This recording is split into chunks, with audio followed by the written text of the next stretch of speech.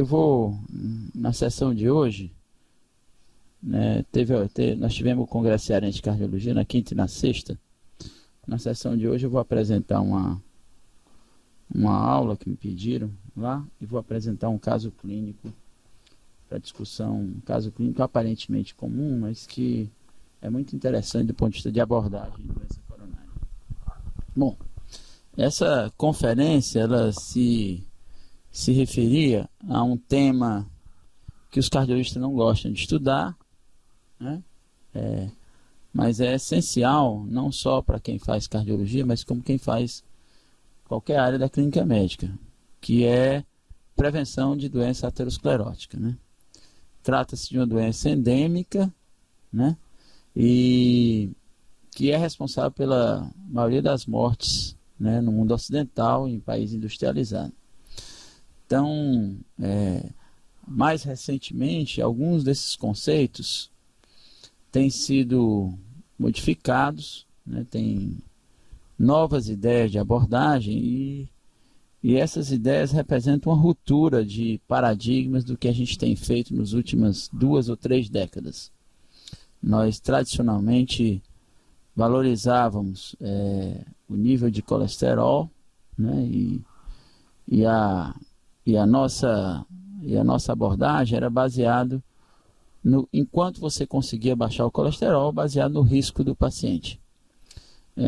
Em revisões, por ocasião da publicação do Guideline da American College American Heart em dezembro de 2013, muitos desses conceitos têm sido questionados e, ao que se percebe, usualmente os guidelines não são muito conhecidos pelos doutores, né? Menos de 30% dos médicos seguem as diretrizes da maneira mais adequada. E esse, então, traz uma controvérsia muito importante. Então, eu acho que a solicitação que discutisse isso vem de um embasamento de que essa coisa precisava ser normatizada. Nós temos 3 grandes diretrizes internacionais e a nossa nacional de 2013, mas nós temos da Sociedade Internacional de Aterosclerose, a Diretriz Europeia de Prevenção de Aterosclerose, o Guideline de Tratamento de Epidemia nos Estados Unidos, né, de dezembro de 2013, e a Diretriz Brasileira de Prevenção, né, e Tratamento de Aterosclerose, né? Então, são 4 trabalhos, ou 4 resumos, ou orientações, que têm algumas semelhanças e têm, em referência ao guideline americano, muitas divergências que devem ser discutidas. A primeira... Então, a aula ela vai ser dirigida em analisar o que norteou a realização desses guidelines. Aqui tem a relação dos 3, a Diretriz Brasileira de Epidemia e Aterosclerose, o Guideline da American Heart, American College, a Diretriz da Sociedade Internacional de Aterosclerose. E a pergunta é, o que os médicos devem fazer, né, quando nós temos diretrizes com diferenças importantes entre si? A primeira colocação é de uma afirmação de um tipo de medicina que tem se praticado, né, assim, uma medicina para leigo, né, que não deixa de ser interessante, mas essa é uma afirmação do Drauzio Varela que eu acho que é muito interessante e deve ser refletida. Ele diz: nunca me convenci de que essa obsessão para baixar o colesterol, à custa de remédio, aumentasse a longevidade de pessoas saudáveis. Essa é uma reflexão que deve ser feita. Pasme, leitor de inteligência mediana como eu. Segundo elas, as diretrizes, os níveis de colesterol não interessam mais. Portanto, se seu LDL é alto, não fique aflito para reduzi-lo. O risco de sofrer ataque cardíaco ou derrame cerebral não será modificado. Em português mais claro, esqueça tudo que foi dito nos últimos 30 anos. Está meio exagerado, evidentemente, né? Não é isso. Mas traz no fundo uma mensagem que é uma mudança de paradigma da abordagem da aterosclerose, que a gente não sabe nem se está certo, né? Vamos discutir aqui alguns pontos que devem ser analisados. De forma semelhante, a Sociedade Espanhola de Cardiologia, eu trouxe na íntegra o que ela publicou. Ela diz o seguinte: agora em maio de 2014, o que ela diz? Que o guideline da American College, American Heart, foi publicado em dezembro de 2013 e imediatamente causou uma controvérsia em todos os lados do Atlântico, em ambos os lados. Entanto, os guidelines europeus, como os americanos, como o americano, concordam em muitos aspectos e eles diferem em outros pontos importantes, tais como uma drástica alteração na abordagem da aplicação inicial da terapia redutora de lipídios e suas metas. E isso levou a uma confusão e uma incerteza em muitos profissionais que questionam que abordagem seguir, qual é a melhor abordagem para fazer. Então eu vou colocar para discussão alguns pontos que eu considerei importantes. Primeiro, discutir as evidências da relação entre colesterol e doença cardiovascular. Em seguida, falar um pouco das recomendações clássicas baseadas em risco a curto prazo. Né? Quando a gente fala em 10 anos de estratificação de risco, a gente usa a escala de Framingham, por exemplo, você está falando em risco em curto prazo. Né? Vem embutido um papel que cresce mais interessante, uma coisa chamada Lifetime Risk, que eu vou falar um pouco mais adiante. Metas de LDL e não HDL. Tradicionalmente, as diretrizes usam o LDL como uma molécula mais importante de potencial aterogênico em relação com a aterosclerose. Alguns trabalhos e até guidelines mais recentes usam o colesterol não HDL, que ou seja, é o colesterol total menos o HDL, onde as outras moléculas, ou a dosagem de apoproteínas, né, como correlação mais absoluta entre aterosclerose e alteração lipídica. Novas diretrizes, mudanças de paradigmas. A primeira delas, tanto na Sociedade Internacional de Aterosclerose, como na diretriz brasileira, vem incluído a ideia do lifetime risk, né, como que nada mais é do que a extrapolação de risco em longo prazo. Então, um indivíduo que tem aqueles fatores, tem 45 anos de idade, o que ele vai ter aos 80 de risco quando você incrementa o tempo? Evidentemente, você tem fator de risco X, todo ano você incrementa uma idade, o risco vai aumentando.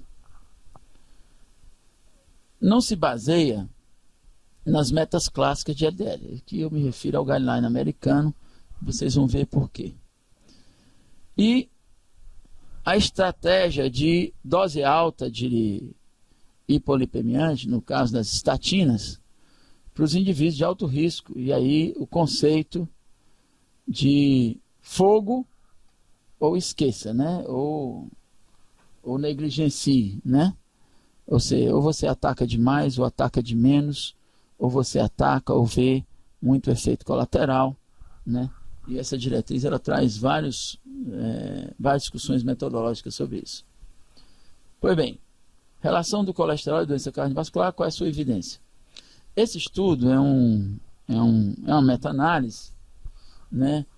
Se não me engano, de quase 60 trabalhos, cujo segmento foi de 2 e 5 anos, de 900 mil pacientes. Né? Está publicado no Lancet em 2007, e o que ele diz? Esse estudo é muito interessante porque parte do que está nessa discussão filosófica atual nasceu desse estudo inicial. O que esse estudo diz? Primeiro, ele estabelece uma relação evidente entre a redução do colesterol, do LDL, e a evidência de risco e a redução do risco de doença cardiovascular, principalmente doença coronariana, mais do que doença cerebrovascular. Então, a cada 1 milimol, ele reduzia bastante o risco, isso era evidente. Mas Já nesse gráfico já dá para ver que dependendo da faixa etária, essa redução do risco era menor. Ou seja, a redução do risco em populações muito idosas, de 80 a 89 anos, era bem menor do que a redução do risco em populações mais jovens. Fazendo supor algumas das coisas que são importantes, quer dizer, devem os indivíduos idosos serem tratados com a mesma intensidade que os indivíduos mais jovens? Esse é o primeiro questionamento que deve ser feito. Segundo, nesse trabalho já chama a atenção para uma coisa que eu vou mostrar mais adiante, é que a redução de risco aterosclerótico é muito maior na doença coronária do que na doença cerebrovascular. Talvez ela nem existe em algumas situações na doença cerebrovascular. Tá aí, ó. 2 anos depois, um segmento também por 2 e 5 anos, um trabalho praticamente feito na Europa Ocidental e alguns estados americanos, nós vimos que a relação colesterol não HDL com doença arterial coronariana é muito maior do que a relação com doença cerebrovascular. É 4 vezes maior. Muitos do que se pensa é que na doença cerebrovascular, outros fatores de risco têm fator importante. Por exemplo, a hipertensão arterial, que tem um papel predominante na redução do risco de doença cerebrovascular. Com a evidência, então, existe relação entre colesterol LDL ou colesterol não HDL, apoproteínas e fenômenos ateroscleróticos. A segunda pergunta é: existe evidência de que o tratamento do LDL serve para a prevenção da doença aterosclerótica? O trabalho que subsidia todo o guideline do americano é um trabalho que vale a pena todo mundo ler, é um trabalho chamado CTT, que é o Trialist, Cholesterol Trialist, né? E o que esse trabalho determina? Esse trabalho analisou 26 trials randomizados. Uma das coisas que fundamentou a discussão e a mudança de um guideline para o outro é que, por recomendações da Sociedade de Ciência Internacional, algum desses guidelines, normalmente um guideline é feito por trials randomizados, estudos observacionais, estudo de corte, opinião de especialistas. Quer dizer, temas polêmicos, os especialistas elegem estratégia, né, para orientar a população médica geral de como se conduzir. No guideline americano, por recomendação da Sociedade de Medicina, eles retiraram os trials não randomizados, os estudos de corte e os registros para discutir. Então, o principal trabalho, que é esse que analisou até 10 anos, né, é uma meta-análise de estudos, até 10 anos de acompanhamento, e o que ele viu? Ele viu o seguinte, que também existia uma relação entre redução do colesterol, né, e redução de eventos cardiovasculares. Esse estudo, ele teve 2 braços. Um braço que considerou colesterol, estatina em alta dose versus estatina em baixa dose, e um outro braço, estatina em baixa dose versus placebo. Quando nós comparamos qualquer dos 2 grupos, o que a gente vê é que existia uma relação entre redução a cada 39 mg por decilitro de colesterol e redução de evento cardiovascular. Isso se refletia na mortalidade por todas as causas, na mortalidade por doença coronariana, por mortes cardíacas, mas a gente não via isso em AVC, né? E também não via-se uma relação aumentada da incidência de câncer e de AVC hemorrágico, que também é um dado importante para quem usa estatina, a quem ande dizendo por aí, né, que não deve usar tanta estatina aí, porque aumenta a incidência de câncer, né, e diabetes, eu vou colocar lá na frente, né, que é um dado mais recente. Recentemente eu tive um doente com 48 anos, que revascularizou a tria arterial, já tinha 4 stents. O cirurgião viu no pós-operatório e pediu para ele tirar a estatina, porque o colesterol dele estava baixo. né? Ele tirou a estatina, né? E ele evoluiu em 1 ano de doença biarterial para triarterial, né? E eu disse para ele, olha, não é porque diz que é arriscado, colesterol baixo, então a gente não tem esse subsídio de literatura. Aquilo que eu falei para vocês, ó, quando se compara, aqui é o grupo estatina, alta dose versus baixa dose, grupo baixa dose versus controle, o que existe são achados absolutamente similares e eles têm comportamento similar em termos da relação de redução de LDL e eventos cardiovasculares. No primeiro trabalho publicado do CTT, em 2005, o que se via é que realmente existia uma relação absoluta, e aqui nós estamos falando, pessoal, de indivíduos que têm doença aterosclerótica documentada, portanto, nós estamos falando de prevenção secundária, né? Que a redução, a dose, o percentual de redução nos 2 grupos foi de 20%, redução absoluta maior na prevenção secundária, e houve redução de eventos. No entanto, o número necessário para tratar na prevenção secundária foi menor do que na prevenção primária, o que é óbvio, né? Quanto mais risco, maior o benefício, né? E esse primeiro dado também norteia, que eu vou falar lá na frente, de prevenção de aterosclerose no momento atual. Primeira dúvida, e eu fiz questão de colocar esse slide é super conhecido, talvez quem seja cardiologista já tenha visto esse slide mais de 100 vezes, né? Esse slide diz o seguinte, pessoal, esse slide é a justificativa para estudos de prevenção secundária. O primeiro deles é o 4S com a simvastatina, e uma relação absoluta entre redução do risco e nível de LDL. Então, tradicionalmente, nós costumamos dizer que quanto mais baixo o LDL, menor o risco de evento aterosclerótico. E a gente botava como ponto de corte 70 mg por decilitro como ponto de corte. Então, quando você via lá nos guidelines, que ele dizia o seguinte, indivíduos de muito alto risco, ou seja, diabéticos com doença instável, aterosclerótica, deveriam ter LDL próximo a 70 para ter maior benefício do que os indivíduos que tinham colesterol. Então, nós faríamos o seguinte, a gente dosava o colesterol, 3 a 6 meses depois a gente repetia a dosagem, se o LDL não chegasse em alvo, a gente aumentava a dose, ou eventualmente fazia associações, né, com fibratos, né, e outras drogas, né, que eu vou citar algumas delas, resinas e etc. Então, tudo que está colocado agora questiona um pouco desses pontos. E uma análise mais atenta sobre esses trabalhos, é curioso que em medicina nós somos absolutamente vulneráveis à forma de interpretação de quem elabora os trabalhos, né?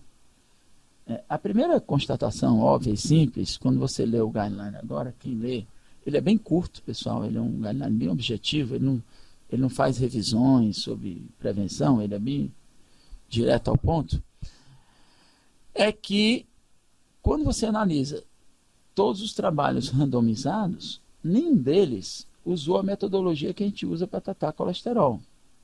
Eles tinham dose fixa da droga e analisavam o impacto dos grupos com dose fixa, dose alta, dose baixa. A interpretação foi posterior de que quem tinha colesterol mais baixo tinha menos risco, mas não foi.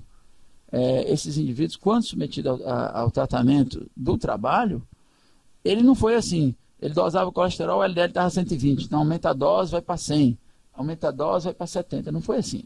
Ele disse, ó, toma 40 mg de simvastatina, no estudo 4S, por exemplo, no outro não toma nada, né? E compara qual é o colesterol médio de quem tomou 40, o colesterol médio de quem tomou, e eles fizeram uma relação de estudos posteriores, né? Estudos com doses elevadas, como o TNT, por exemplo, chegou a usar 80 mg de atorvastatina em doentes instáveis, e foi visto que quando eles baixavam, a redução de risco aumentava, mas isso não era a metodologia aplicada. Quando a gente analisa a prevenção primária, a situação é um pouquinho diferente, né? A redução do risco existe em valores menores, mas esse é um estudo de registro que foi atualizado em 2013, o primeiro deles em 2009, que soma todos os trials randomizados em prevenção primária, e esse database do Cochrane junta lá, se não me engano, são 60 e poucos trials de prevenção primária, e com a população de mais de 1 milhão de pessoas, né? E o que ele vê? Que há uma redução de mortalidade por causas cardiovasculares e também de infarto, e uma redução do número de revascularizações.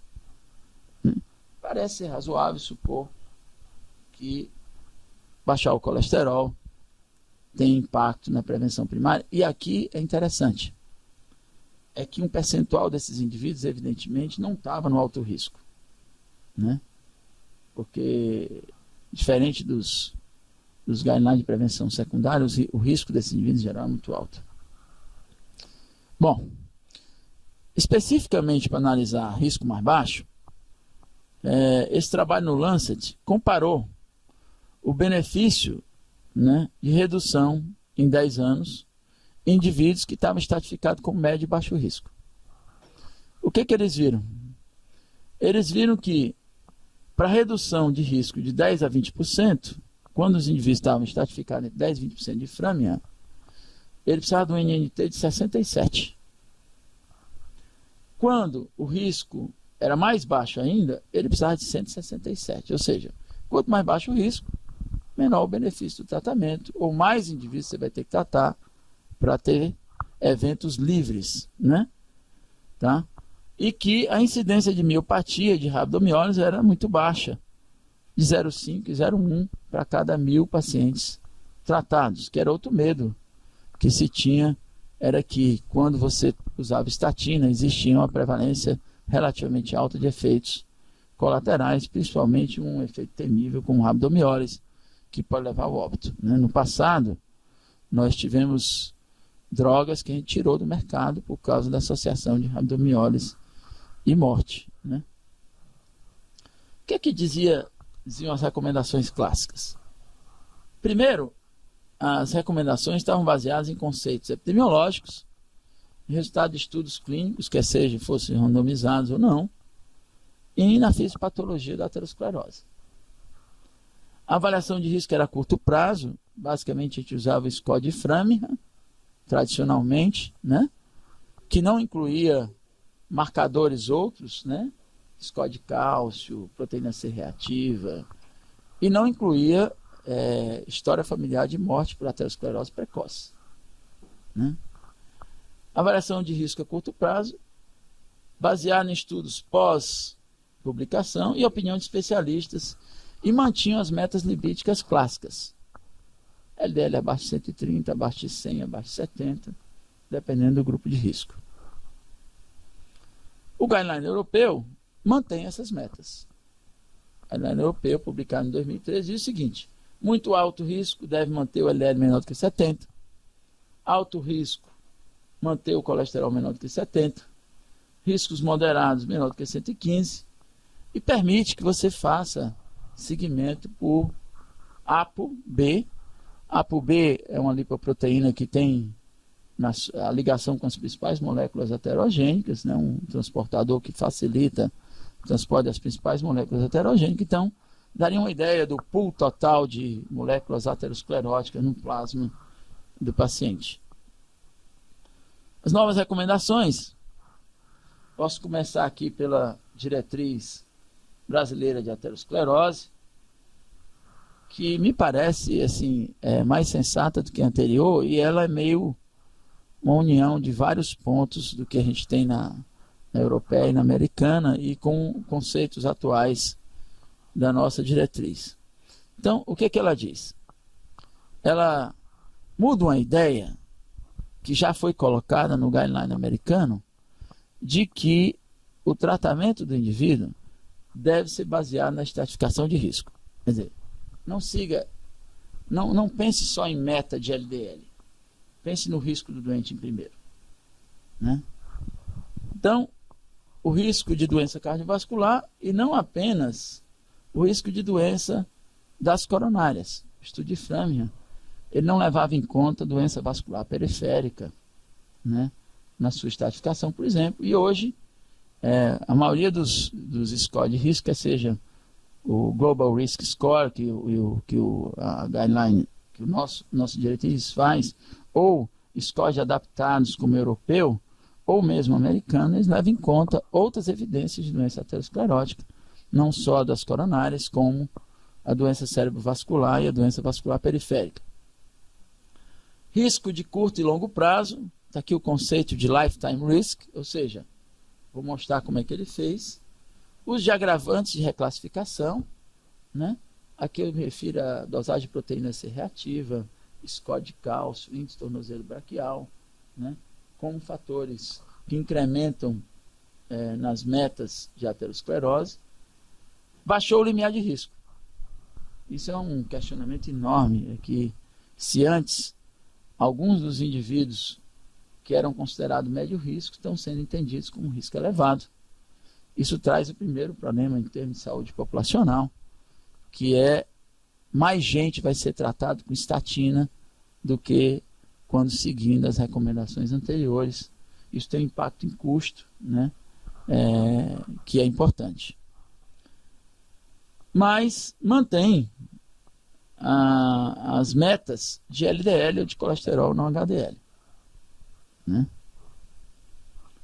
A primeira etapa, a primeira fase do guideline brasileiro, ele diz o seguinte: primeiro, veja quem é o indivíduo que tem doença aterosclerótica. Esse indivíduo ele já é de alto risco, né? E ele deve ser tratado seguindo as metas agressivas de prevenção de aterosclerose. Então, ele considera, e aqui tem algumas inovações, ele considera como indivíduo de alto risco de evento, ou seja, já de prevenção secundária, indivíduos que têm doença documentada, doença coronária, cerebrovascular e doença vascular periférica, com manifestações clínicas. Mas também considera a aterosclerose subclínica como importante determinante no risco cardiovascular. Então, a presença de aterosclerose subclínica significativa, documentada por metodologia diagnóstica, passa a entrar, que não tinha na diretriz anterior. Né?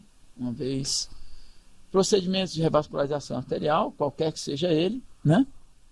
Diabetes tipo 1 e tipo 2, doença renal crônica, que também é novo, né, pessoal? A gente não usava doença renal crônica como relação específica, a gente usava só diabetes como alto risco, e o incremento da doença renal crônica é um reconhecimento de vários estudos epidemiológicos relacionando a presença de aterosclerose em indivíduos que têm alto risco de doença cardiovascular, né, indivíduos que eram renais crônicos, mais de 50% deles têm morte por infarto AVC, né? Então, a colocação desse indivíduo é muito importante na abordagem. E outro grupo que também não era colocado é nos indivíduos que tinham dislipidemia familiar, forma heterozigótica, né? Que também tem uma alta prevalência de doença aterosclerótica precoce, antes dos 40 anos de idade. Tirado esse grupo, né, ele vai para os indivíduos e faz uma análise no curto prazo, né, de aterosclerose. O que esses indivíduos fazem? Divide os indivíduos, não como aquele score de Framingham, eles usam o Global Risk Score, né, que tem uma diferença ao score de Framingham, porque ele incorpora o nível de pressão arterial tratada, né? Isso muda um pouco a abordagem. Então, os valores específicos do nível médio de pressão arterial de glicose tratada, eles entram no Global Risk Score, né? E é uma tentativa de modificação de alguns problemas que o score de Framingham tinha, porque o score de Framingham ele estratifica mal o indivíduo de risco intermediário. E tem problemas em relação à população e à etnia que foi utilizado, né? Então, ele não foi testado em todas as etnias e todas as subpopulações, isso era um problema metodológico. Mas ele chamava de baixo risco menor do que 5%, anteriormente era 10%, né? de 5 a 10% era intermediário em mulheres, 5 a 20 em homens, maior do que 10 em mulheres e maior do que 20 em homens, ele considera como risco elevado. Né?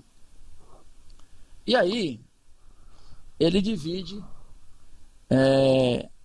e aí em seguida, ele já aplica, antes do Global Risk, depois do Global Risk Score, ele classifica o indivíduo entre baixo, médio e alto risco, e em seguida, quem é baixo e médio risco, ele aplica o Lifetime Risk, baseado nos seguintes fatores.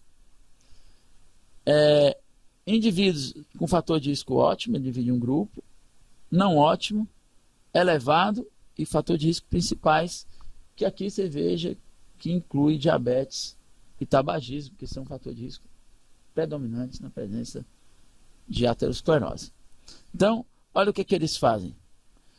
Mais de 2 fatores de risco principais, o risco aos 45 anos de idade, de aos 80 anos de idade, o indivíduo ter infarto não fatal ou fatal, é de 42%. Então, isso passa a ter um princípio importante de análise, que esse indivíduo poderia ser considerado médio risco anteriormente, e do ponto de vista, quando você coloca em lifetime risk, esse indivíduo está em risco elevado. Então, incrementa um papel importante. Então, do ponto de vista sintético, nós poderíamos dizer o seguinte, que o Global Risk Score, menor do que 5% em homens e mulheres, esse indivíduo tem baixo risco. Se ele tem baixo risco, aplique o critério de Lifetime Risk, né, a longo prazo. Se ele tem de 5 a 10 Global Risk Score nos homens e 5 a 20 em mulheres, 5 a 10 em mulheres, 5 a 20 em homens, ou se é menor do que 5% em homens ou mulheres e tem história de aterosclerose precoce na família, esse indivíduo tem risco intermediário. Ou seja, se ele é baixo risco, mas tem história familiar, o guideline atribuiu a ele risco intermediário, e aí também você deve aplicar o lifetime risk para saber se esse indivíduo cai no risco, no alto risco. Cair no alto risco, vai para a meta de alto risco de colesterol. Condição de alto risco, né? Já coloquei para vocês, maior do que 10 em mulheres, maior do que 20 em homens, né? Entre 5 e 10 nas mulheres, entre 5 e 20 nos homens, e pelo menos um fator agravante. Ou seja, se ele está no risco intermediário e tem score de cálcio elevado, tem de tornozelo braquial menor do que 0,9, esse indivíduo puxa para risco elevado e vai para a meta de risco de score elevado. E mantém as metas de LDL abaixo de 70 para alto risco, colesterol não HDL menor do que 100, intermediário menor do que 100, colesterol não HDL menor do que 130, baixo risco, ele fala em meta individualizada. Todos os guidelines dizem o seguinte, negocie com o paciente como você vai tratar o indivíduo de baixo e médio risco, porque o NNT é alto, então você tem que individualizar o tratamento, ver quem é o indivíduo, quem é a história familiar, como é que ele se comporta, os hábitos, daí por diante, possibilidade de mudar o estilo de vida e daí por diante. Aliás, se tem uma coisa que esses guidelines novos chamam a atenção, é para a ideia de que a mudança do estilo de vida tem um impacto enorme na prevenção de aterosclerose, coisa que os médicos e os cardiologistas estavam deixando de lado. Quer dizer, a redução do peso, a atividade física tem um papel fundamental na redução do risco cardiovascular. Estabelece as estatinas como classe 1, a ezetimiba como classe 2A, mas com pouco peso epidemiológico, e eles botaram 2A aqui, mas ainda foi dando de bonzinho, porque na verdade o guideline americano excluiu a ezetimiba como benéfico. Tá para sair aí um estudo. Esse 2A aí foi baseado naquele estudo, não sei se vocês lembram, que falou em redução de luz, de tamanho de placa, e também naquele estudo com estenose aórtica. Mas, evidentemente, a evidência é fraca e está para sair um estudo aí com a associação com a ezetimiba para dizer se a gente deve ou não usar. O fato é que as evidências da associação com a ezetimiba são muito frágeis em termos de prevenção, tanto primária como secundária. Os fibratos, da mesma forma, as resinas, do mesmo jeito, e ômega 3, mais recentemente saiu um estudo grande mostrando que ácidos gráficos na prevenção de aterosclerose é absolutamente inadequado, né? E não mostra nenhum benefício, embora grande parte da população viaje aí para as farmácias, né, e comprem caixas e caixas enormes, né, de ômega 3 a custo muito caro e com pouquíssimo benefício terapêutico. A Sociedade Internacional de Aterosclerose, eu botei só pouco dado sobre ela, mas ela diz o seguinte, ó: alto risco, trate como alto risco, médio risco e baixo risco, faça a prevenção primária, use colesterol não HDL, mais do que o LDL colesterol, que é um marcador, segundo ele, mais eficaz, tem alguns trabalhos que mostram isso, mas chama atenção principalmente para também o que a gente chama de risco de longo prazo, né? Ele usa um score de risco diferente do nosso, não é o Global Risk Score, mas é semelhante, né? Os dados são semelhantes, foi testado da mesma forma, mas também incrementa a morbidade e a mortalidade aos 80 anos em indivíduos que têm acima de 45 anos de idade. Então, por exemplo, ter mais de 2 fatores maiores tem morbidade cardiovascular aos 80% em homens de 60 e mulheres de 45, e ele estabelece os indivíduos que têm risco acima de 45% como alto risco aos 80 anos, que tem 30 a 44 risco moderado e 15 a 29 risco moderado, e menor do que 15 baixo. Então, deve-se somar, se o indivíduo tem baixo e médio risco, aplicar o Global Risk Score, se der mais do que 45, cai no grupo de alto risco, a semelhança do score anterior. O que mantém a ideia de que deve ter meta de colesterol, também a Sociedade Internacional de Aterosclerose, deve usar dose máxima de estatina quando tolerada em indivíduos que têm doença comprovada, né? Quem não tem doença comprovada não deve usar dose máxima de estatina, a priori, né? Mas os que têm, quando tolerável, ele aceita que você use dose máxima de estatina. A grande mudança conceitual veio com essa recomendação da Sociedade Americana de Cardiologia, e ela se baseia no seguinte princípio: recomendações baseadas nos resultados de estudos randomizados. Eu falei anteriormente, quer dizer, tirar os estudos de corte, os estudos observacionais, os registros, né? E passou a usar só estudo randomizado. Calculou risco de DAC e AVC, incluiu AVC dentro do risco, da prevenção de risco, e usou scores adaptados, né, ao score de Framingham, que isso ampliava a estratificação de risco. Abole as metas clássicas de LDL e não HDL. Esse guideline não usa meta de LDL, ele usa risco e dose de estatina. E nem sequer recomenda dosagens sucessivas para ver o nível de LDL que você chegou. Então ele diz o seguinte: o indivíduo é alto risco, tem doença secundária já, use a atorvastatina 40 mg a 80, rosuvastatina até 40 mg e não precisa dosar mais. Siga o paciente.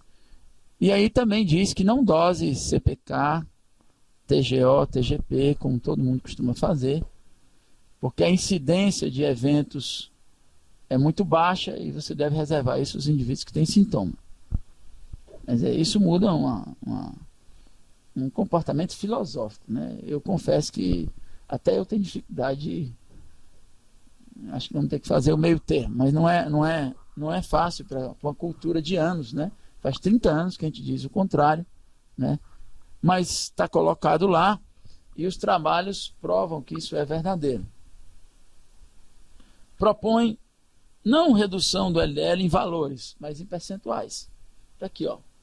Para o alto risco, reduza 50%, mas reduza como? Usando dose alta. Atorva 40 a 80, rosuvastatina 20 a 40. Risco moderado, doses mais baixas e outras estatinas que não são incluídas. Então, foi risco elevado, ou usa rosuvastatina ou usa atorvastatina em dose alta, né? E para as doses mais baixas você negocia, inclusive se vai tratar ou não.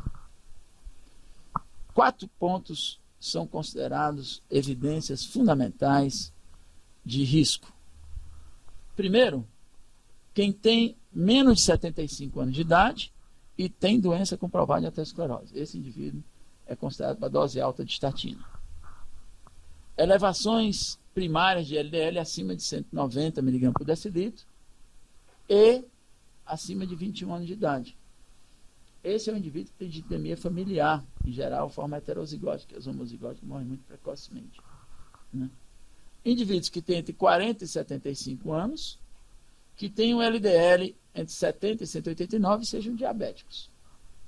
Ou seja, você vê que tem indivíduo que tem colesterol normal no meio, mas é diabético, né? E tem entre 40 e 75.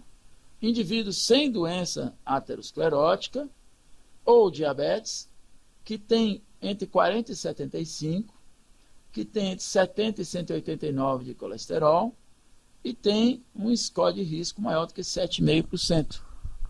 Né? Você vê que ele baixou, né? Assim, esse 7,5% anteriormente era um Framingham baixo. Ele já jogou um risco elevado, né? Em indivíduos para prevenção primária,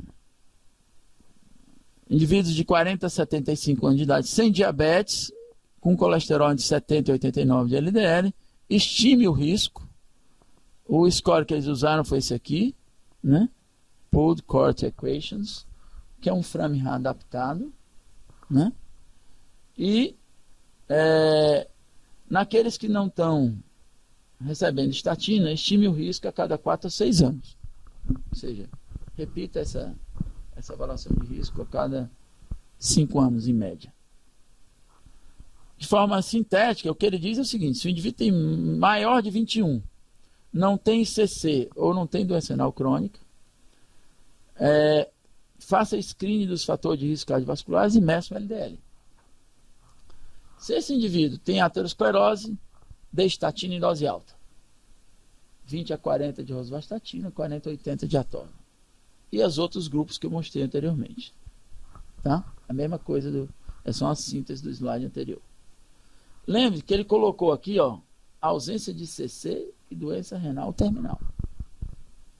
No nosso guideline, nós colocamos lá doença renal crônica como já marcador para alto risco. Aqui ele tira. Por quê? Porque esses indivíduos, pessoal, têm muito mais risco de eventos colaterais quando submetido ao uso de estatina. Então, doses elevadas de estatina nesse subgrupo se ressentem de dados epidemiológicos ou metodológicos importantes. Então, usar atorvastatina 80 mg em renal crônico ou rosuvastatina 40 mg se ressente de dados randomizados bem feitos, né? Enfatize a mudança do estilo de vida e cheque outros fatores, se esse indivíduo não está no grupo do risco elevado, aqueles 4 grupos. Em pessoas com risco maior do que 7%, use doses moderadas a intensas de estatina, ou seja, caiu acima de 7,5%, você pode discutir isso. Está entre 5 e 7,5%, considere dose moderada, ele bota em classe 2A, ou seja, aquele indivíduo que é considerado com risco moderado aqui, você deve discutir com o doente o custo-benefício. Por exemplo, se o cara for muito jovem, não tiver evidência de aterosclerose, o que eu entendo é que nessa situação, você deve ir atrás de outros fatores.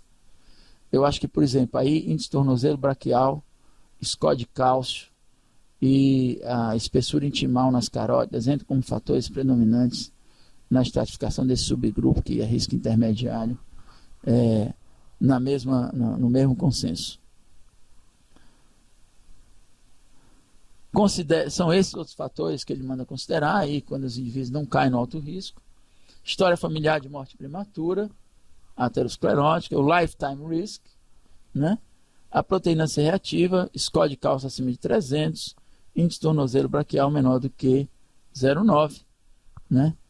Para melhorar a estratificação nos indivíduos que você vai negociar, ou seja, naqueles que têm um risco baixo ou moderado.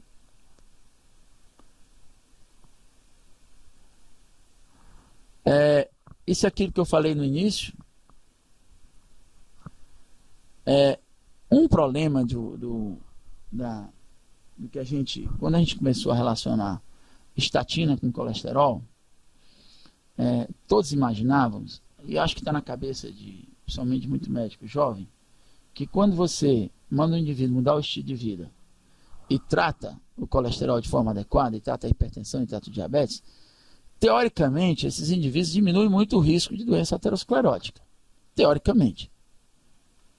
E passa na cabeça dos doentes também que quando estão sendo tratados, que eles estão seguros, né, em relação a eventos cardiovasculares próxima década, né?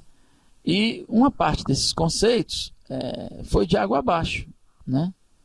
Por a análise desses trials de prevenção secundária, de que entre 30% e 40% do paciente estavam no que a gente chamava de risco residual, ou seja, você atingia todas as metas, mas 30% dos doentes continuavam a ter evento, né, mesmo você atingindo meta.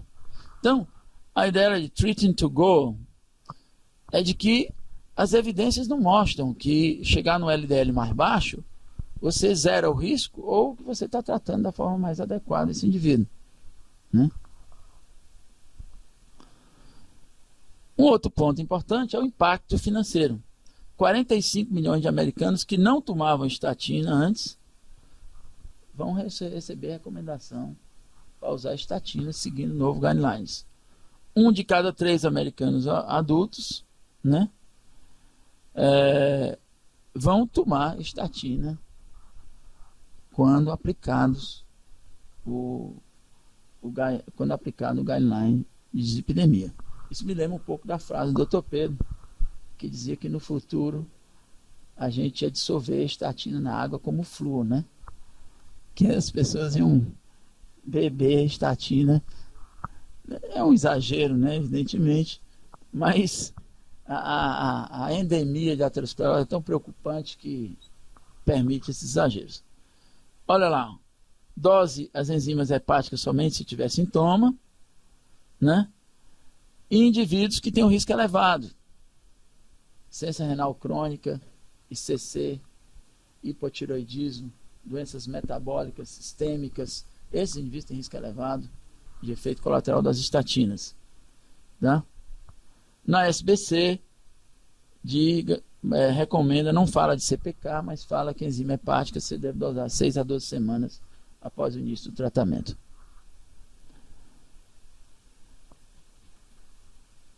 Um outro ponto é esse aqui.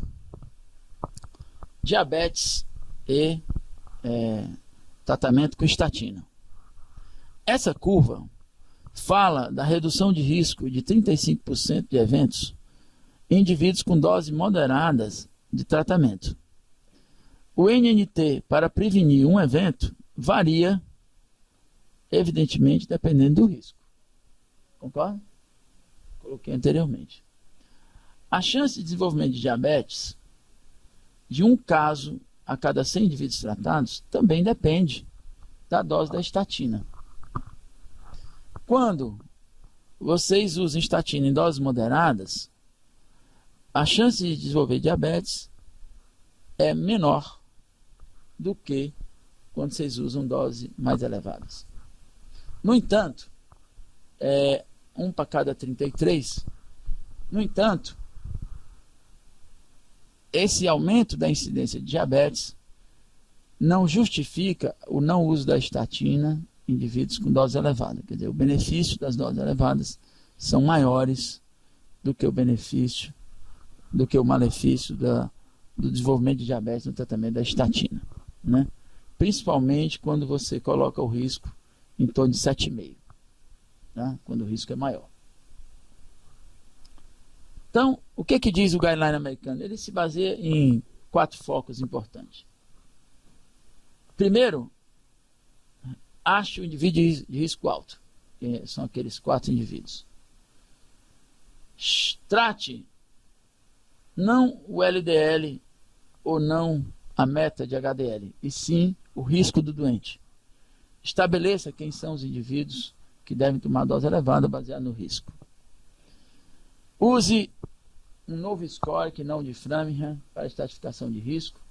E isso faz reduzir os grupos de risco, a diferença do que se usava anteriormente. É seguro usar a estatina de dose elevada em indivíduos de alto risco, o custo-benefício é evidente, a incidência de miopatia é baixa.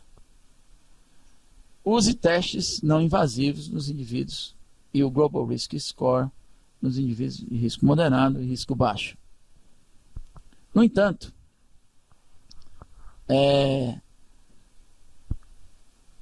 muitas críticas têm sido feitas, e a gente poderia discutir isso em vários momentos, ao guideline que norteou os outros guidelines, né, na implementação dessas novas metas.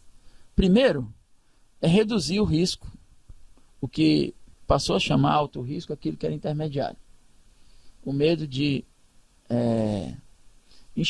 institucionalização de terapia com droga na população, isso poderia induzir a um efeito contrário ao contrário do que a gente imaginava, diminuir os esforços para redução, mudança da qualidade de vida. Segundo, é que a exclusão de trials não randomizados, estudos de registro, quando você tem esses trials randomizados, esses indivíduos já são por si populações de risco mais elevado quando você bota no trial. E eles não se assemelham à população em geral em muitos aspectos. E que a gente possa estar, na verdade, estratificando de forma inadequada. Mas foi uma recomendação do Instituto de Medicina Internacional, né, que retirassem estudos caso controle ou de corte. Um outro ponto que deve ser tratado, está no próprio guideline, no final, é o que fazer com os indivíduos abaixo de 40 anos. Né? Porque ele fala de 45, né, a 75 anos, e o que fazer com os indivíduos que são mais jovens, ou indivíduos que têm outras doenças que estão cada vez mais frequentes, né? São portadores de HIV, têm doenças reumáticas, doenças inflamatórias, ou foram submetidos a transplante, que a gente sabe que vários deles têm uma prevalência de aterosclerose maior, tanto pelo transplante como pelas drogas utilizadas no tratamento da rejeição, e devem ser submetidos à prevenção, e o guideline ele aborda pouco isso. Ele manda que você individualize isso. Aliás, nenhum guideline aborda isso de maneira, até porque nós não temos grandes estudos em relação à eficácia dessas drogas nesses subgrupos. Aquilo que eu falei anteriormente, né, pessoal, olha lá, o que fazer com isso aqui? O guideline não aborda, né? O que fazer com risco residual? E muito do que se estuda em quem faz lípides, ou estuda aterosclerose, grande parte do que se pesquisa hoje não está mais só baseado em estatina, e sim a redução do risco residual. Eu me refiro aqui à redução da hipertrigliceridemia, que não se mostrou eficaz na redução do risco, e a elevação do HDL. Né? Embora existam aí anticorpos monoclonais reduzindo bastante LDL, ou substâncias como os inibidores da CETP que se mostraram antes eram inseguros porque aumentaram a mortalidade. Depois se mostraram seguros, mas não mudou a mortalidade. Os primeiros trabalhos aumentaram a pressão arterial, aumentaram a atividade simpática, a mortalidade global dos indivíduos, embora aumentasse o LDL em 60%, 70%, esses indivíduos não melhoraram a mortalidade. O dalcetrapib, depois drogas mais modernas, torcetrapib e outras, né, se mostraram seguras, mas sem impacto de mortalidade. Aí só uma curiosidade, passou a se pensar e disse, poxa, subiu demais o HDL. O HDL não pode subir muito, tem que subir pouco. Né? E percentualmente isso está sendo estudado, a gente não tem ainda dado sólido. Tem muito trabalho na literatura, mas isso não está consolidado. De forma prática,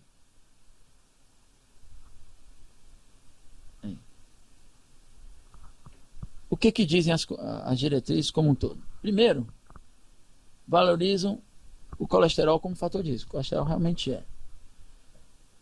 Chama a atenção para a redução mais agressiva do LDL. Quer dizer, isso é consensual em toda a diretriz, que a gente está tratando de forma menos agressiva do que deveria o colesterol. Chama a atenção para uma melhor estratificação de risco. Talvez a metodologia aplicada para a gente justificar o uso da dose elevada seja uma melhor estratificação. Se fixa nas estatinas como único ponto realmente de redução de mortalidade e coloca em segundo plano fibratos e outras drogas que a gente costuma usar. A exceção, pessoal, de indivíduos que têm triglicerídeos extremamente elevados, mas por conta do risco de pancreatite, não pelo risco de evento aterosclerótico. E a maioria deles propõe que o maior número de indivíduos tome estatina do que nós estamos dando no momento atual. Bom, era mais uma síntese. Acho que quem quiser colocar aí alguma pergunta.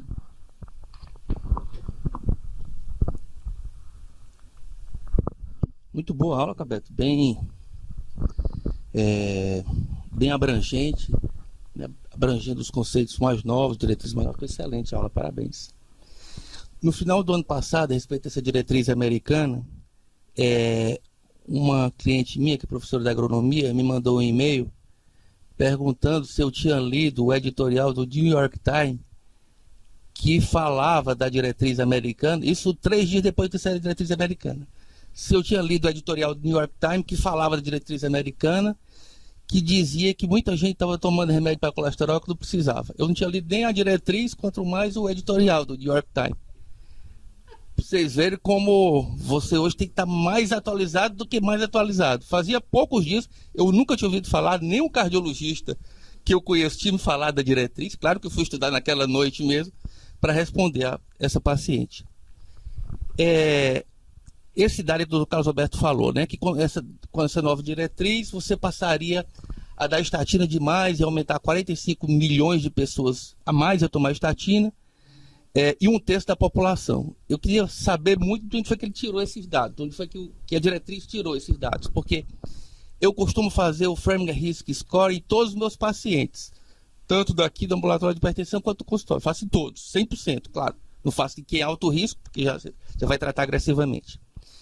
Como eu estava inseguro de trocar o score de Framingham pelo score da American Heart Association, aquele score novo, eu resolvi fazer em todos os pacientes, faço os dois. E só em um, Cabeto, o score da American Heart Association foi maior do que o Framingham. E todos eles eu trataria do mesmo jeito, e o Framingham foi até mais alto. Então, assim, não sei se é a casuística que eu atendo, pois mas acho muito estranho. A afirmação de que 1 para cada 3, ela não é do college. Essa é uma afirmação pública de quem faz crítica ao processo. Eu acho que a afirmação mais correta é: mais indivíduo vai tomar a dose mais alta.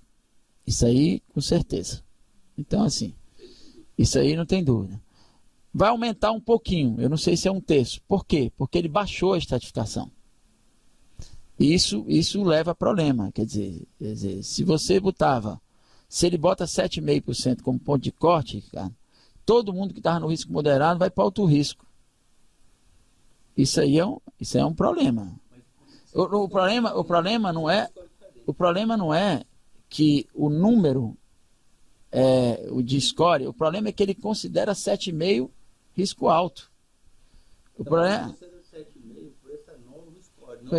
não, pelo novo score. Qual é o problema? É que assim, se você faz Framingham e o outro dá 7,5, perfeito.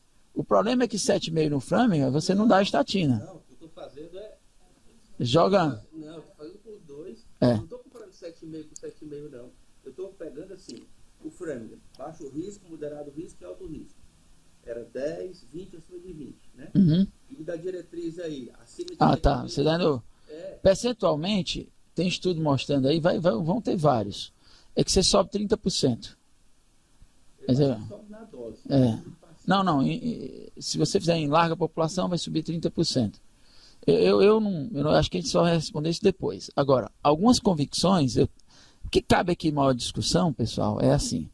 A diretriz, é porque as pessoas, por exemplo, o Drauzio Varela, acho que não leu a diretriz, viu? Ele assim, aliás, ele é absolutamente superficial em quase tudo que faz. E tem um tom de leviandade, né, nas coisas, assim, porque é meio sensacionalista. Mas o que tem que ser discutido para o cardiologista é o seguinte: quer dizer, é sensato a gente usar a estatina em dose muito alta? Essa é uma resposta, Ricardo, que eu ainda tenho dúvida. Por quê? Porque assim, se eu pensar no risco relativo de 34% em média, de que esses indivíduos vão continuar tendo evento porque eu não tratei o indivíduo, a minha pergunta é, quando você usa estatina em dose muito alta, será que eu reduzo esse risco relativo? Esse é que é o ponto que eu acho que nós vamos responder a partir de agora. Eu vou ser sincero, eu tenho outros problemas de aplicação, quer dizer, você usar 80 mg de atorvastatina numa população que tem 1,90 m de altura e tem 100 quilos em média, é completamente diferente de você usar numa pessoa que tem 1,50 m e tem 40 quilos, né? Eu acho isso nem foi colocado nas discussões, mas essa extrapolação de população, esses estudos, eles têm alguns deles na América do Sul, mas a maioria esses estudos randomizados foram feitos, o CTT, por exemplo, ele só foi feito na Europa Ocidental e Estados Unidos. Não tem população nossa no meio do estudo. Quer dizer, nós não temos afro-americanos ou população latina nesses estudos. É um pouco complicado, né? Então, e aí, assim, agora, uma coisa, lado positivo, uma coisa interessante, quer dizer, chama a atenção uma coisa que a gente precisa ver. Será se a gente está estratificando os doentes direito? Eu acho que isso é um ponto. E eu acho que a diretriz brasileira e a outra também chama atenção para uma coisa que é importante, que era um problema, que é a não valorização dos indivíduos que tinham dislipidemia familiar, LDL acima de 190, esses indivíduos têm que ser tratados diferente. Quer dizer, na prática clínica a gente vê isso, quer dizer, eu já pego esses doentes com placa de carótida grave, triarterial, com doença vascular severa, esses indivíduos têm que ser tratados diferente. E indivíduos que tenham doença mais crítica, esses indivíduos chamam atenção para uma abordagem diferente. Por outro lado, gera uma série de interrogações aí, que a diretriz brasileira bota insuficiência renal crônica, a diretriz americana diz para você não usar dose alta, porque a brasileira diz para você incluir como prevenção de alto risco. Ela não recomenda. Aí é um negócio meio... Acho que aí entra dentro dos pontos falhos, né?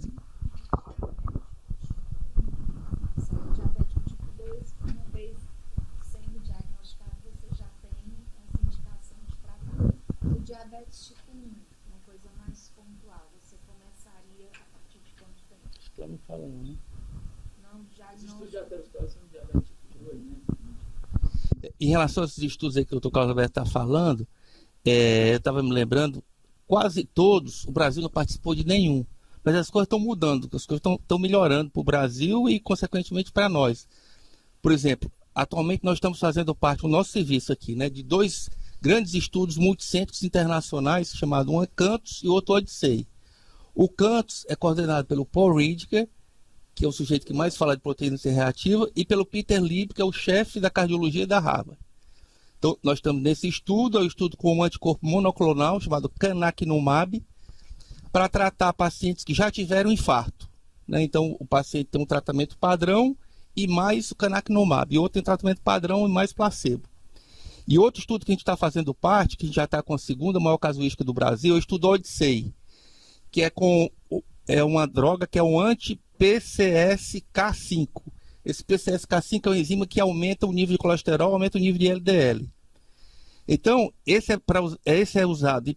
O estudo é feito com paciente que tem síndrome coronariana aguda nos últimos 4 meses, que inclui infarto ou angina instável, e que com essas doses aí que o doutor Carlos Alberto falou, com a dose de atorvastatina de 40 a 80, ou de rosuvastatina a 20 a 40, em 2 semanas não chegou às metas. As metas que ele preconiza lá são as mesmas de alto risco que o doutor Carlos Alberto falou, LDL.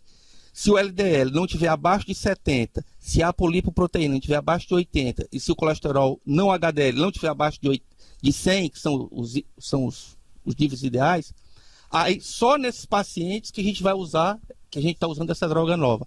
Então, dá mais ou menos 50% de falha de seleção, Cabeto. Nós estamos com 50 e poucos pacientes selecionados, quer dizer, que tiveram infarto ou angina instável nos últimos 4 meses, mas desses pacientes, metade, quando você usa rosuvastatina ou atorvastatina em dose alta, metade chega às metas. Na metade que não chega, aí o paciente começa a receber essa droga.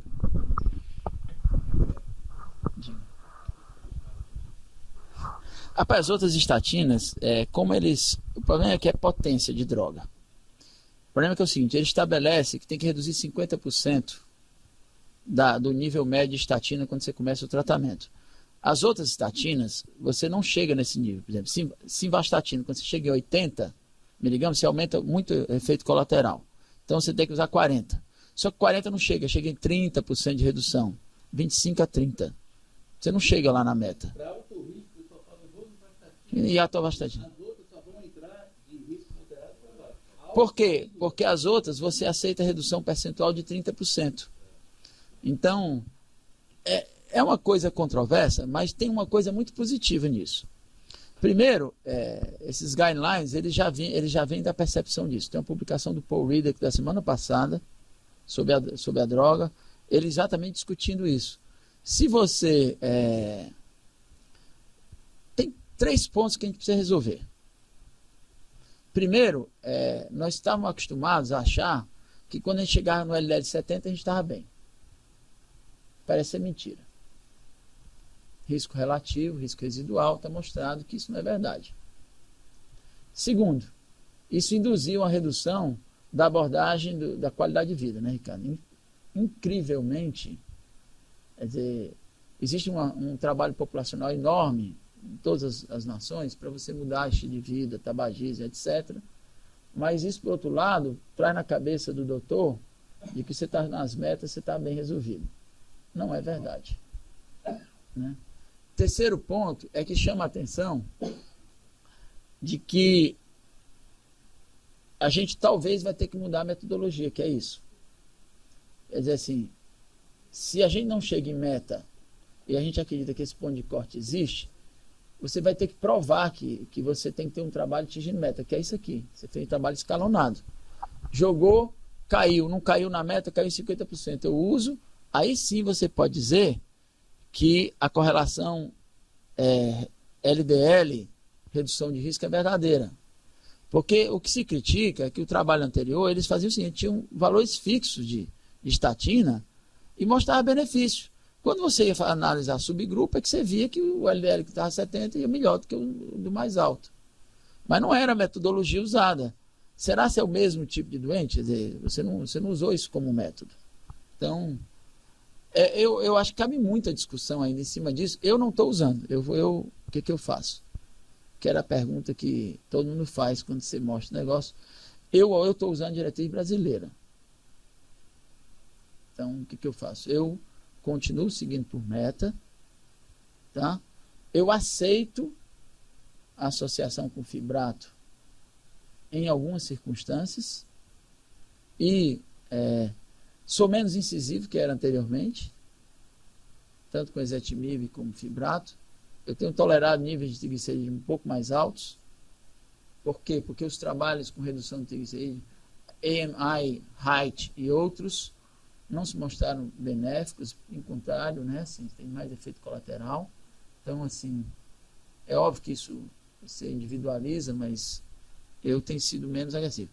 E eu acho que a diretriz brasileira, ela deu um ponto dentro, quer dizer, ela não excluiu. Eu acho que é muito complicado, Ricardo. Na nossa realidade, a gente vê, por exemplo, doença renal crônica, a incidência é muito alta, né, Ricardo? E assim, é muito alta de aterosclerose. Nós temos levantamentos aí de 70% de incidência de aterosclerose. E esses indivíduos, esses renais crônicos de dialite, todos morrem de infarto, pessoal. Quando morre de infarto, morre de AVC. É óbvio que tem hipertensão, tem produto cálcio-fósforo, tem outros fatores de risco que não, só colesterol. Mas, mesmo assim, parece ser realidade.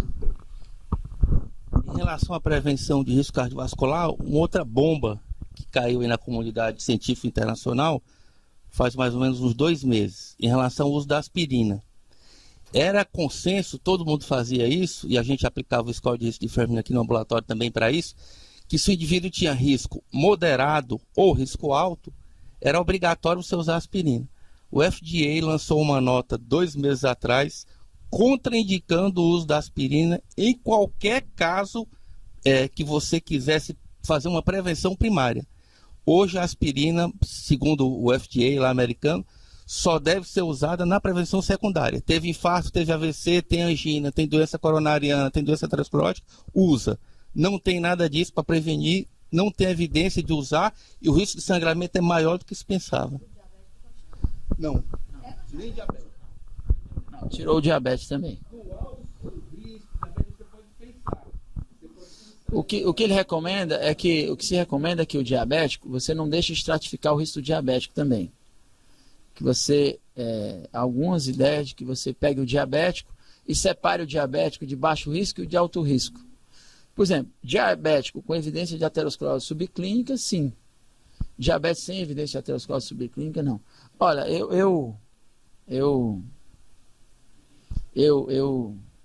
mostra aqui esse CD aqui.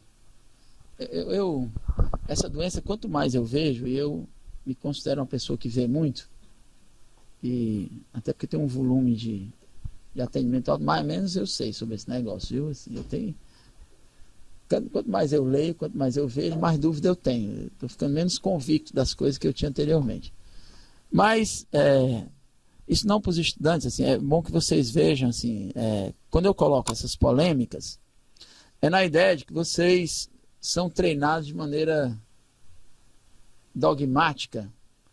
Em medicina não tem isso, né? Não tem conhecimento único parado, né? Essas coisas são evolutivas. Só como exemplo, eu vou colocar esse paciente aqui, até para pedir a opinião de você. Esse paciente, ele tem 70 anos de idade. Ele é uns 70 anos que parece 50. Ele é um atleta importante, ele corre maratona. Ele é um homem assintomático, extremamente bem tratado. Faz jumping de vez em quando. Ele pula daquele negócio lá. É jumping aquele nome? Que pula lá de cima? Coisa que eu não tenho coragem de fazer de jeito nenhum, né? Eu não tenho coragem de subir nem em montanha-russa, que eu acho que eu morro lá, né?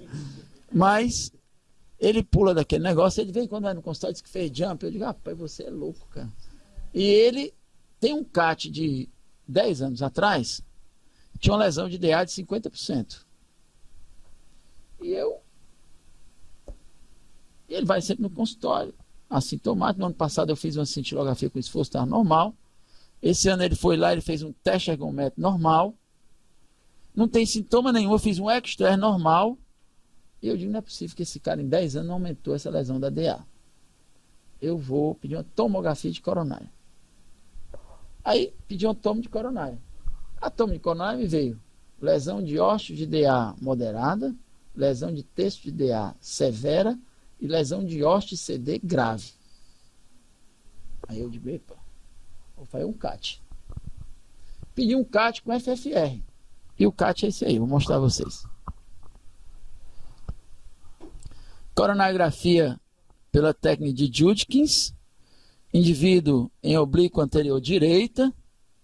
Estando oblíqua anterior direita, vai aparecer aqui a circunflexa, DA, ramos diagonais, ramos septais.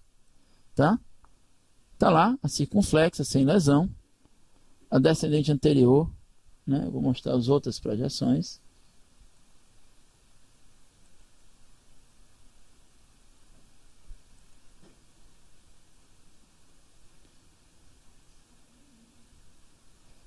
Olha lá, a marginal grande, né, sem lesão.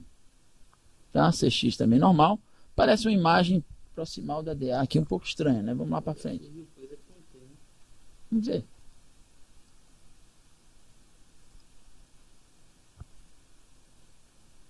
Olha lá a lesão da DA aqui. Lesão grave da DA terço médio. Tá? Vou deixar correr aqui, vocês vão ver como a lesão é grave.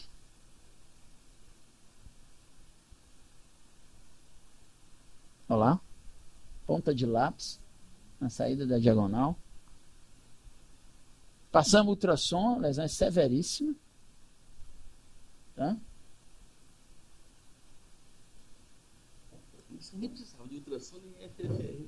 Não, mas só para documentar, Foi feito FFR. foi feito FFR normal, 0,8. É. Por isso que era melhor não ter feito. Por isso que era melhor não ter feito. Bom, FFR normal. Aí eu disse, olha lá, lesão de ósseo de DA, estou em 50%, uma lesão de terço médio grave. Aí, não, continuei que eu quero ver a direita. Ó a direita, subocluída, no ósseo, ok? Vou mostrar outra imagem. Ele usou vasodilatador, isso não é espasmo. Usou tudo, mudou absolutamente nada. Lesão grave do ósseo da direita, vou mostrar mais. Passou o FFR na direita, 0,6. Portanto, é significativa a lesão na direita.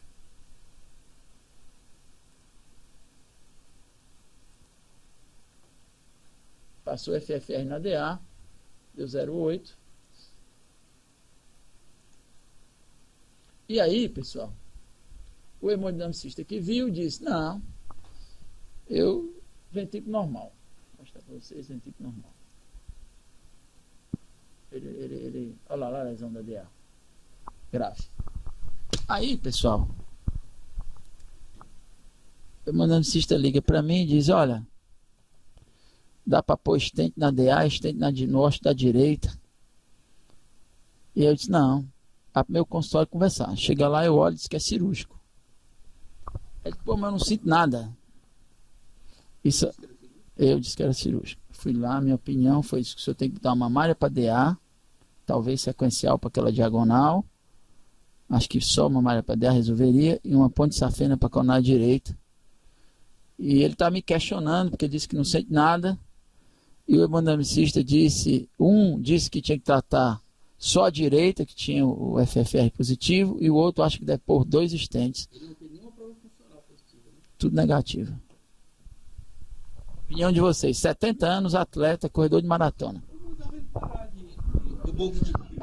de boca de ano e tratamento clínico.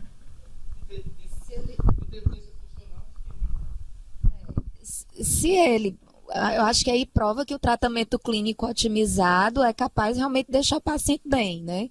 Bem, se ele for querer continuar com essa vida de aventura, eu opto pela cirurgia de revascularização, mas se ele recusa, deixa essas aventuras e fica em tratamento clínico.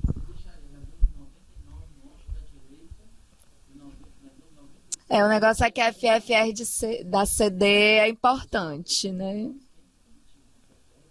É verdade. 0,6, importante. O 0,8 na DA é normal, né? O da DA é normal, CD é que é importante, né? Eu deixava o estente na CD. O Roberto deixa o estente na CD. Eu, né? Vai proibir esse rapaz aí, cirúrgico para reatividade física. Isso eu não vou fazer. Se você fizer isso, você tem que mandar ele para o psiquiatra. Vai enlouquecer, 70 anos. Pois é. Não vou pegar em lucro, enlouquece. Proibir só de colar. Vixe! Vixe, Maria, opera. Professor, ele já tem, com certeza, esses coronários são muito boas, viu? Opera. Não faz de jeito nenhum. E aí?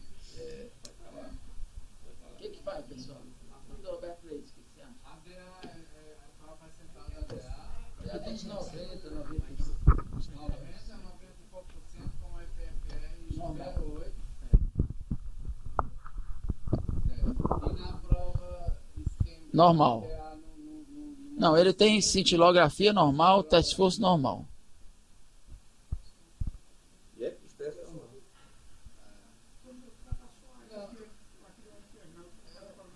O estudo FAME subsidia isso, trata só o que deu FFR e deixa o resto quieto.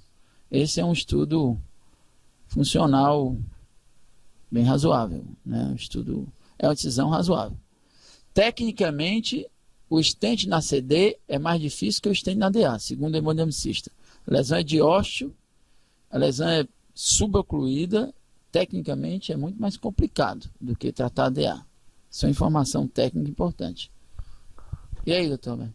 Eu trataria, porque ele, essas maratonas, tudo, eu acho que grandes atividades físicas, eu trataria a DA e a CD. Foi percutâneo. E é isso, Ricardo. Eu acho que a gente está tratando a nós mesmos. Estamos tratando o nosso medo e o seu nome, no caso, aí, de acontecer alguma coisa com ele. Porque prova de que isso aí vai aumentar a sobrevida dele não tem, não. Mas eu também não teria coragem de fazer nada, não. É isso que eu ia dizer. Eu não teria coragem de fazer nada, não. Mas eu quero dizer que não tem nada mostrando que isso aí vai aumentar a sobrevida dele. É por isso que eu disse assim, tem a medicina baseada em evidência e o mundo real, né? Assim, porque eu quero ver esse sujeito assim, seu paciente no consultório há 20 anos, você mede da família todinha, você não fazer nada, amanhã esse cara tem uma morte súbita andando na beira-mar, com a lesão na DA, você está aflito. Você nunca mais atende um doente no consultório, né? Assim, é por isso que o Dr. Topol perguntaram a ele uma situação muito similar no Congresso, e eles disseram o seguinte: quem foi que pediu o CAT, né? Assim, quem mandou pedir esse negócio, né? Ele não sabia responder. Eu não disse, eu não devia ter pedido o CAT, quer dizer. Então, assim, esse aqui é uma curiosidade médica. Eu vou indicar cirurgia, ele vai fazer se ele quiser, mas eu acho que ele tem que operar. Até porque, assim, se ele não quiser, ele vai para angioplastia como segunda opção, porque é muito perto da diagonal, provavelmente vai ficar com estenose residual da diagonal, aí ele vai botar um kissing balloon lá, daqui a 6 meses está com restenose, aí eu vou tratar a restenose, mas se ele não quiser, essa é a minha opinião médica, assim, estou baseado nisso aí tudinho, por uma convicção, viu,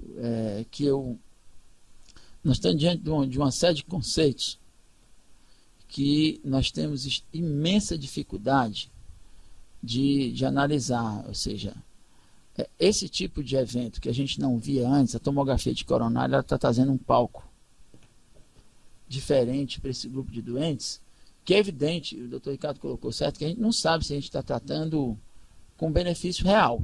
Isso tem que ser discutido. Mas também é igual a história do Brugada, né? O cara tem um eletro de Brugada e você não tem estudo prospectivo ainda suficiente. O cara tem 20 anos de idade. E aí o cara tem Brugada, mas ele não teve morte súbita, nem tem familiar. Você bota ou não bota o CDI? Quer dizer, você não bota nesse indivíduo, é muito pouco. Aí você faz uma indução arrítmica e ele induz no estudo eletrofisiológico. Você não botar, isso não tem valor preditivo positivo nenhum, mas você bota. Mas o positivo não vale.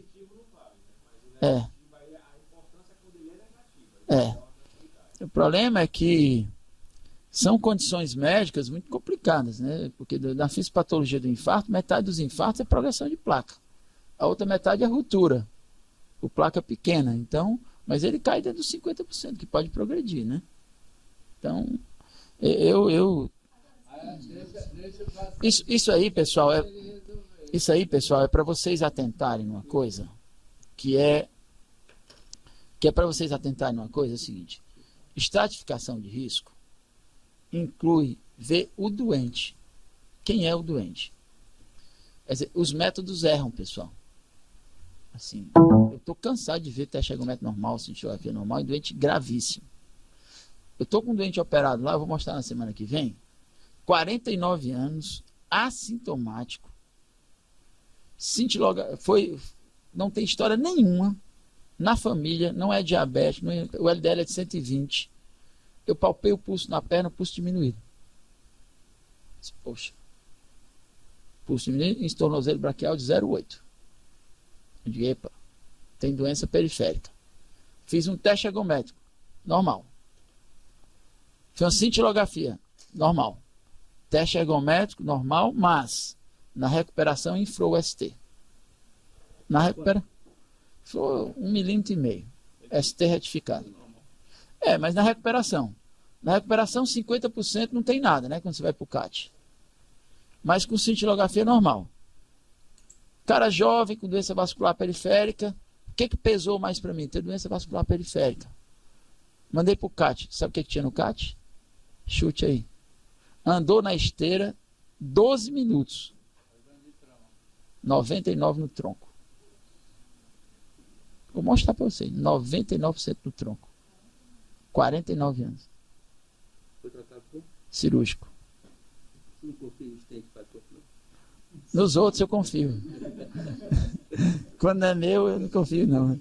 Não, eu estou brincando, assim. Quando é um indivíduo muito idoso, eu confio. Quando é um indivíduo jovem, que a longevidade é grande, 49 anos de idade, mandei pôr 2 mamárias, né? Ficou ótimo, né?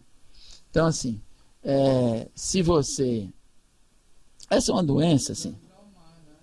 O problema é que é o seguinte, pessoal. Nós vamos ter que estratificar a doença coronária em quem é o doente, a idade do doente. E no futuro, pessoal, a gente vai fazer estratificação anatômica também. Então, assim, você não vai estratificar só funcionalmente, porque esse 30% erra. Então, esse aqui é o ponto. Esse paciente em questão, ele fez esse CAT há 5 anos, ele tinha 65, não é isso? Então, por que ele fez o CAT? Por que ele foi para a estratificação anatômica? Porque na época ele teve uma dor atípica, aí estava numa viagem fora, estava em São Paulo, o cara fez um CAT lá nele. Aí indicaram, inclusive, tratamento.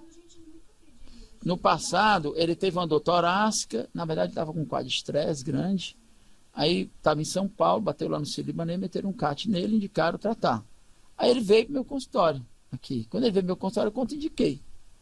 Eu digo, ó, sua dor não é cardíaca, seu teste de argumento é normal, tratamento clínico. Só disse a ele que não fizesse jump, então, porque lesão, mas ele fez do mesmo jeito, então, e não morreu, né? Então, eu entendo, eu não teria feito o CAT antes, né? Mas com a informação que ele tinha, eu vou dar um exemplo. Se o cara bater no meu consultório com lesão de tronco de 50%, com teste de 40%, 50%, com teste normal, prova funcional normal, eu não faço nada. Mas eu vou ser muito sincero com você, com 5 anos eu repito todos os CAT. Tendo ou não sintoma. Porque, assim, eu já aprendi, assim, no decorrer do tempo, que esses métodos de estratificação, eles devem ser seguidos. Mas é melhor você seguir o doente. Preste atenção no doente, não no teste. O que as pessoas costumam fazer é o seguinte, olha o teste e transporte isso para o pronto-socorro. Que é o que os médicos estão fazendo. O cara chega com dor no peito típica no pronto-socorro. A eletro está normal. Aí o que o cara faz? Não, vai embora. Porque ele olhou para o eletro. Aí pede se quer MB, se quer MB normal. Aí ele manda o doente para fora. Mas ele não estratificou o doente. O doente é que vale. Nós estamos com o pai de um amigo que último domingo, sem ser esse agora atrás, ela me ligou 1h da tarde, a filha dele, dizendo, olha, o papai está com uma dor no peito, assim, assim, assim. Foi na Gênese, 7 horas da manhã, o colega deu alta. Espera aí, estente na DA, aneurisma de aorta operado, homem de 80 anos. E aí, quando ele me disse no telefone, eu disse, não quero nem saber qual é a dor, mande para o hospital. Aí liguei para o colega de plantão, disse, ó, eu estou em casa, estou me aprontando, eu vou para ir ver, você, por favor, interne na UTI, porque isso é um infarto sem supro, ou é um infarto com supro, ou é angina instável. Daqui para cima, nesse homem, você trata tudo como angina. Aí o colega pega o exame e diz assim, não, se vira para familiar, diz, não tem nada não. Falei, normal. Segundo lugar, porque o primeiro, isso foi no segundo. Aí o colega diz, não, o senhor não tem nada não. Aí o doente diz, mas doutor, eu estou infartando. Aí ele diz, não, tá não. Mande aí pro seu doutor. Ainda diz assim, seu doutor que é chique e tal. Ainda curtiu com a minha cara. Diz assim, mande aí pro seu doutor a foto do eletro. Aí mandou a foto do eletro no meu celular. Quando eu abri a foto do eletro, tomei um susto. Era um supra na parede inferior. Aí eu disse, olha, não dê alta não, pelo amor de Deus, que eu estou indo para aí. Só que nesse estou indo para aí, ele parou. Parou sentado numa cadeira, né? O doente estava numa maca, ele tirou da maca.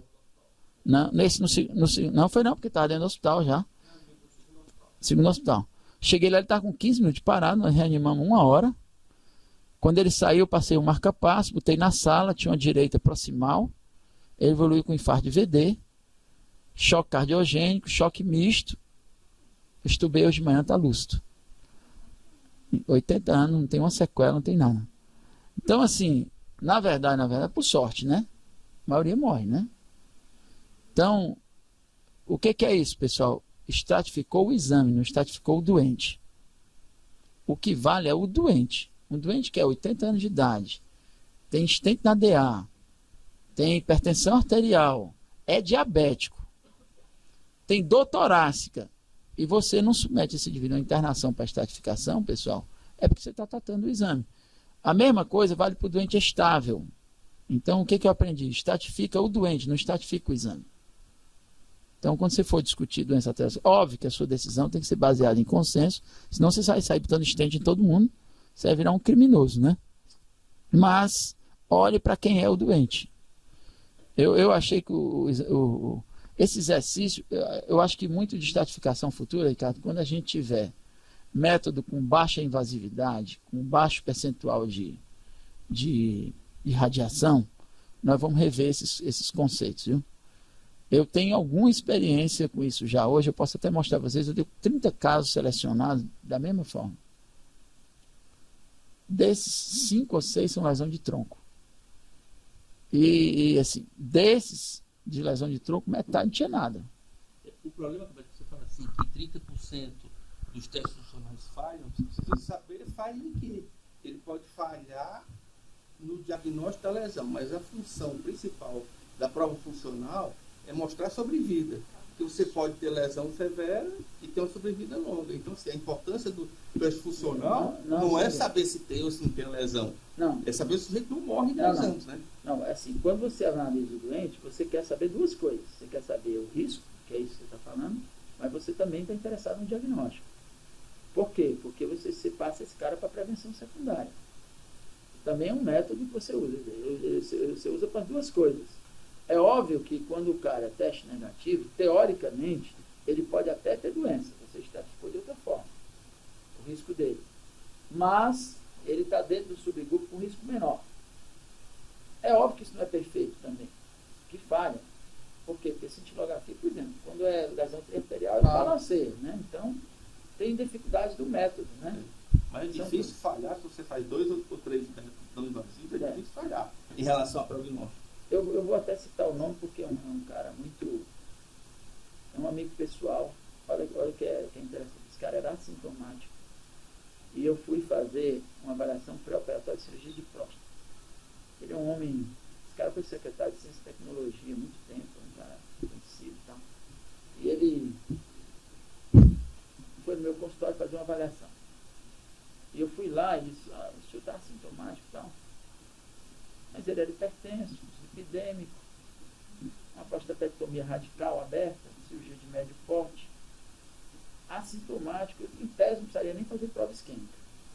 Mas, não, é classe 2B, mas faça uma cintilografia normal.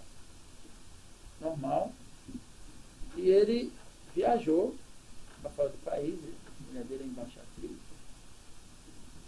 e estava fora do país e infartou. Falei anterior. Infarto anterior extenso. 1 mês depois. Tinha sido operado ou não? Tinha operado a próstata. Operou a próstata, não aconteceu nada. 1 mês depois ele estava fora do Brasil. E ele me liga com dor no peito. Eu mandei pelo consultório um infarto anterior extenso. Bota um stent da DA, uma DA grande pegando diagonal. E ele era triarterial. A direita era pequena, mas principalmente DA. Então, assim, é óbvio que, assim, que ele já tinha lesão grave naquele dia, né? Que esse exame, ele falhou na estratificação. Doença difusa, viu, cara? Grave e tal. Então, eu não estou dizendo que Você não vai fazer medicina sem erro, não existe. Você tem que ter bom senso. Agora, o que eu quero chamar a atenção é que assim, existe um percentual, as pessoas estão enxergando a coisa absolutamente, e não é assim.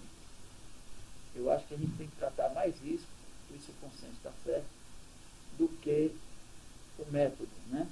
Quer dizer, é muito mais importante o risco do que o LDL por si. Quer dizer, o risco tem muito mais valor do que o LDL por si, isso é verdade. Essa mudança conceitual a gente vai ter que fazer, né? E quando você fala de Framingham, Ricardo, eu garanto que menos de 10% dos cardiologistas usam Framingham. Eu lhe garanto. Que quando você fala, a grande maioria não faz classificação disso, coisa nenhuma, né? Aliás, a grande maioria não sabe nem como é que tem que dar a estatina, né? O trabalho do Andrei no Congresso Brasileiro de Cardiologia, uns 4, 5 anos atrás, fizeram 10 perguntas sobre tratar colesterol, 20% acertou. Dentro de um congresso de cardiologia. Então, nós estamos numa época da medicina, pessoal, embora as pessoas resolveram proletarizar a saúde, se tem uma coisa que não pode ser feita sem qualidade, é isso aqui, viu? Não tem como fazer sem conhecimento. Não tem. Então, desculpa o pessoal aí dos PBL, não sei de onde, então, assim, medicina não tem jeito. Assim, não pode ser proletarizado. Não pode. Não tem conhecimento médico superficial, pessoal. Não existe isso. Ou tem conhecimento ou não tem conhecimento. Não tem conhecimento pela metade. E nós estamos vivendo uma geração que é uma geração de informação muito rápida e com muita troca, que o conhecimento está superficializado. Pelo menos essa é a minha impressão. As pessoas sabem tudo de orelhada, com muito conceito errado. Você chega nas emergências, dá pena, né? E eu estou falando que vocês são os futuros, né? Então, você não pode trabalhar numa emergência, pessoal, sem saber reanimação, você concorda? Sem saber tratar um choque, sem saber tratar insuficiência respiratória, você concorda? Sem saber tratar uma arritmia grave. Você não pode assumir um plantão na emergência sem saber isso. Está proibido. E as pessoas estão indo a plantão sem saber o mínimo. Estou enganado? Dá dó de ver. É absolutamente criminoso. É um caso de polícia. Você dá um plantão na emergência aberta sem você tratar as coisas que são mais frequentes na emergência. Isso não existe. Eu tenho visto o pessoal da plantão de emergência, cara, ele não sabe fazer intubação, olha para que alto. O pessoal que não sabe fazer uma ventilação assistida não pode dar plantão na emergência. Não pode. Não assumam um negócio desse, porque vocês vão estar cometendo um ato criminoso. E lá na São Carlos, a família do cara vai processar o médico, os dois. Viu? O filho é desembargador em São Paulo, pegou todos os documentos, vai processar o médico e vai caçar o diploma dele. Então, assim, e não é à toa, viu? Vai fazer com propriedade. Então, não é que não pode ter erro médico. Pode. Só não pode ser por negligência ou irresponsabilidade. Falha médica vai existir, ou falha, vocês falham, todo mundo falha. Então, são conceitos éticos que a gente vai ter que aprender. Então, assim, quando não sabe, aumenta a dedicação, pessoal. Não diminui, não. Quer dizer, eu estou vendo agora o que acontece. As pessoas não sabem, são absolutamente prepotentes, falta humildade no ato médico, e eu estou dizendo para vocês que vocês estão em formação. Isso é gravíssimo. Você liga para as emergências, fala com o doutor, Ricardo, ele não quer nem tocar no telefone, né? Ele acha que sabe tudo, você conhece o cliente há 10, 20 anos, ele não quer ouvir o que você quer dizer, né? Então, isso é todos os dias. Falta humildade, falta conhecimento, e uma coisa é proporcional à outra. Ninguém que não é humilde tem conhecimento, é proporcional, porque se você não tem humildade, você não aprende. E cuidado com o que vocês assumam para ver a habilidade que vocês vão fazer. estamos vivendo um mundo diferente, e o que eu estou vendo é um monte de gente despreparada em determinadas coisas, assumindo coisas que não pode assumir, e com risco, né, pessoal? Risco grave. Não está judicializada ainda a medicina, mas vai ficar, viu? Vai ficar e vai ser sério, não vai ser brincadeira. Então, esse apêndice aqui é só porque eu acho que esse tem ensinamento médico específico, tem ensinamento de vida, que eu acho que assim, as pessoas estão simplificando, é mais médico, é mais não sei de onde, mais não sei de onde. Meu problema com mais médico não é nenhum. Vai ter 500 mil médicos, aliás, 2 bilhões. Aliás, população inteira de médicos, não faz mal nenhum. Desde que faça direito. Se não souber fazer, aí complica. Então, o que existe hoje é que assim, está esse comportamento médico, não cabe prepotência. Sabe o que acontece? A filha do doente filmou tudo.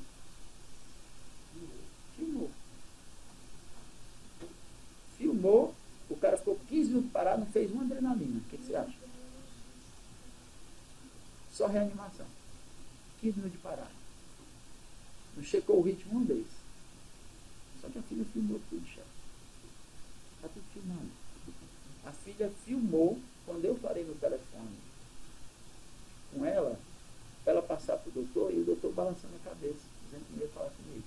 Ela filmou. Está tudo filmado. Então, assim, pessoal, o que custava eu estar doente há 20 anos? O que custava ele pegar o telefone? Sim, doutor, você tem informação para me dar? Ah, mesmo assim já peguei e disse, não dê alta. Não faça isso. Ele vai e faz. Quer dizer, eu estou colocando isso aqui, assim, porque nós precisamos acabar com o corporativismo na atividade médica. Isso não é ética, pessoal. Ética é o que defende o doente, viu? Não confundam ética com corporativismo. Quando vocês forem julgar, vocês julguem primeiro o que o doente precisa. Depois vocês julgam as outras coisas. Eu vejo com frequência o doente da plantão, o cara da plantão particular, cara, chega o doente com um infarto lá, ele quer transferir o doente. Não pode. Ele tem que fazer a neoplastia do doente lá. Ele transfere depois. Mas ele tem que garantir que o cara fique vivo. Não interessa o dono do hospital ter prejuízo. Então monte uma bodega, não faça hospital. Não é da responsabilidade de vocês. Então vocês estão virando refém de uma série de decisões burocráticas. Eu estou falando isso no momento onde os seguros de saúde estão tomando a medicina do Brasil. 30% da população tem seguro de saúde de uma maneira inescrupulosa. Absolutamente louca. E está proletarizando o trabalho médico também. E os conselhos regionais, a Associação Médica Brasileira, nem sequer discute. E vocês precisam discutir, isso é uma coisa grave. Porque, por um lado, superficializa o atendimento, por outro lado, não dão vocês estrutura para atender a coisa da maneira certa e vocês estão calados. Isso vai dar um problema grave, não tenha dúvida. A minha geração já não fora, porque daqui a pouco estamos fora do jogo, né? Vão ficar vocês aí. Então,